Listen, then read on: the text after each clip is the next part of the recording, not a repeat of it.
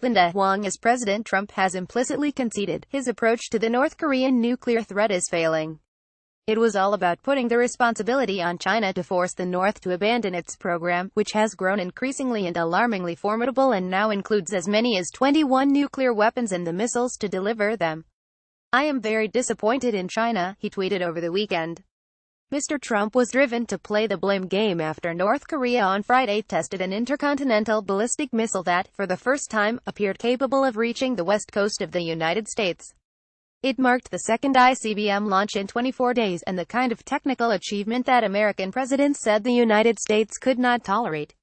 Mr. Trump, in fact, had insisted in early January that such a missile won't happen. Well, it did happen, twice.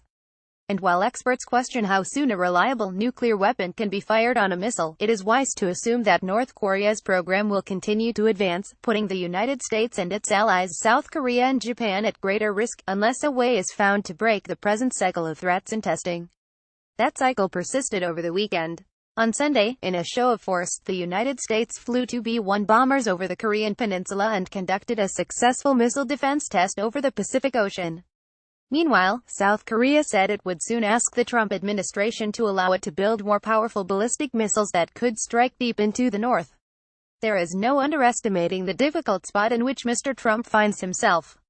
President Bill Clinton and the North Koreans negotiated what amounted to an 8-year truce under which the North agreed to freeze its plutonium program. The George W. Bush administration didn't like the agreement, which later fell apart. President Barack Obama tried new negotiations, failed and then gave up. North Korea and its nuclear program, long a complex challenge with no surefire solution, thus is becoming exponentially worse. There is no getting away from the fact that China can and should do more to pressure the North to curb its nuclear program.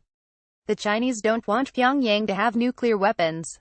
But their greater fear is that North Korea's government could collapse, sending millions of refugees fleeing across the border and effectively handing power over the peninsula to South Korea, which in turn means putting an American ally on China's border. The Trump administration, backed by Congress, has not given up on the idea that China can be forced to help, and is preparing to increase the pressure on Beijing by sanctioning Chinese banks doing business with North Korea. But sanctions alone are not the answer. Mr. Trump needs to face the reality that he cannot solve this crisis by proxy, that he must intervene directly and that he should do so soon.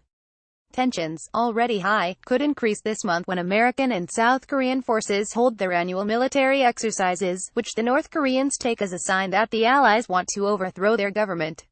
What would such direct intervention entail? For starters, Mr. Trump should drop the bluster and dispatch Secretary of State Rex Tillerson or some other high-level envoy to Pyongyang to explore whether there is any basis for negotiations. In May, the president raised the possibility of meeting the North Korean leader, Kim Jong-un, himself under the right circumstances to defuse tensions.